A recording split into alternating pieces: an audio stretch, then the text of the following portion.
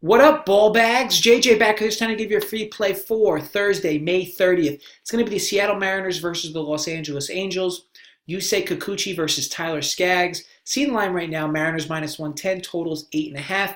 Game will be played at 10 o'clock Eastern. So we picked up a win with the Twins yesterday. Even with the pitching change, we still were able to pick up the win, moving the channel to 32-16 in MLB. I told you guys on here and also Twitter that I still liked the Jersey Kid Smeltzer making his debut. Anything 120 minus 125 or less. Yet Brewers money just continued to pour in here or in that game.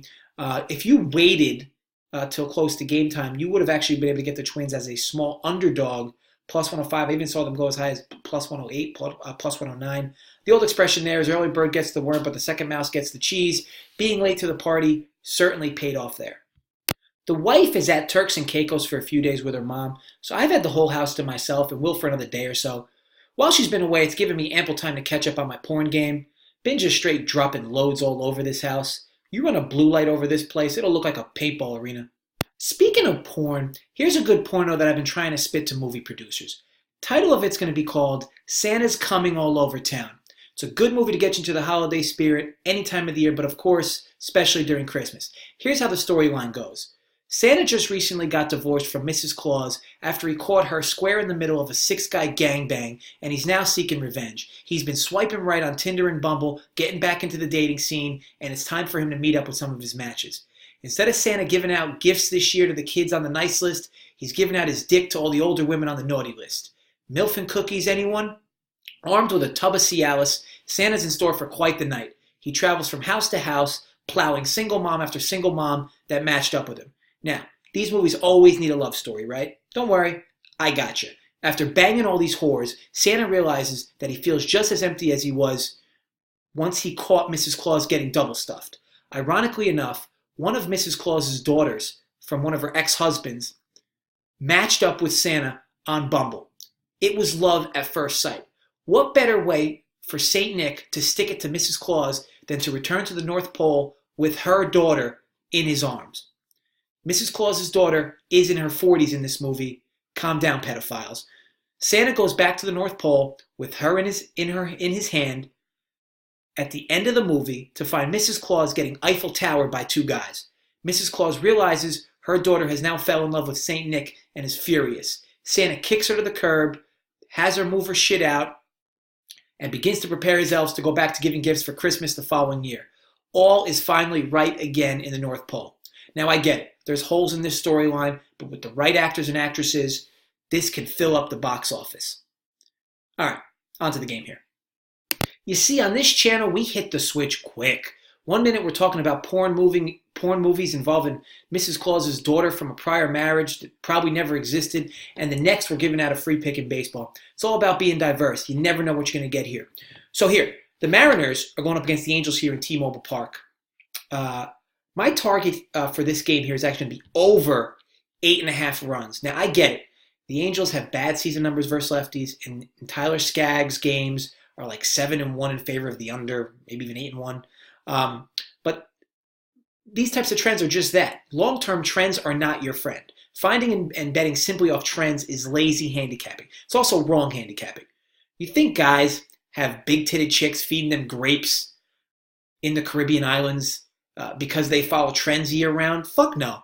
How is it that sports betting has been around for 40 plus years, yet people still believe trends are the sole way to handicap? I'm not saying to you they can't be a cherry on top in your process, but they can never be the core research. They can never be like I'm going to look for a few trends and I'm going to make a few bets tonight. I mean, yeah, sure, it might work for a day or two or a week, whatever.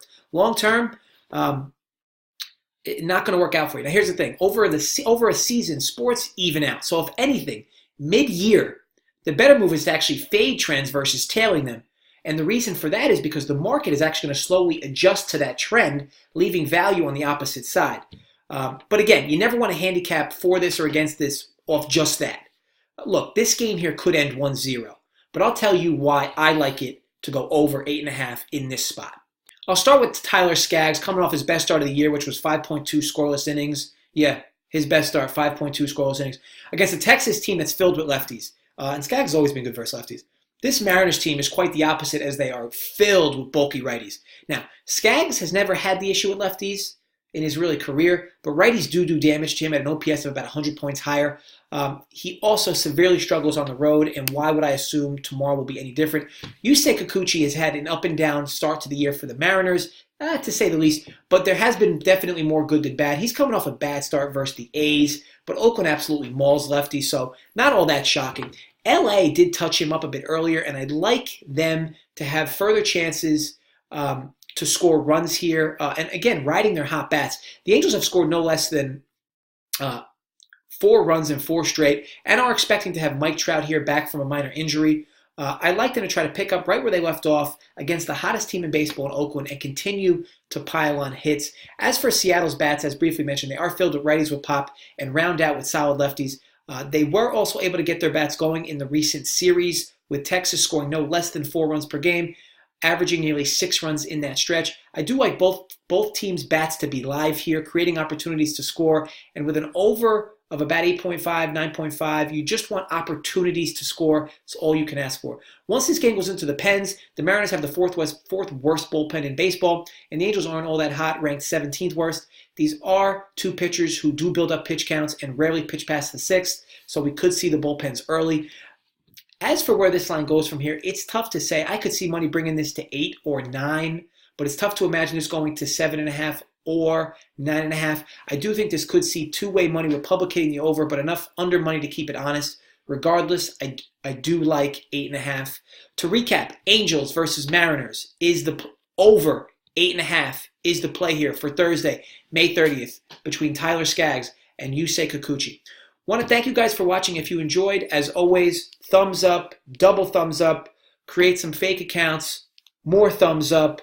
If you did not like the video, I hope you wake up tomorrow with an anal fissure. As always, please drop comments below. Love chatting with you guys. Also, let me know who you're betting tomorrow. It is a limited slate, so if you have any questions on any games tomorrow, just definitely shoot those down below. I will respond. I always do. Thanks again for the loyalty and continuing to like the vids. I will be back tomorrow with at least 1, maybe even 2 videos for Friday's slate, so check that out tomorrow. Thanks, guys.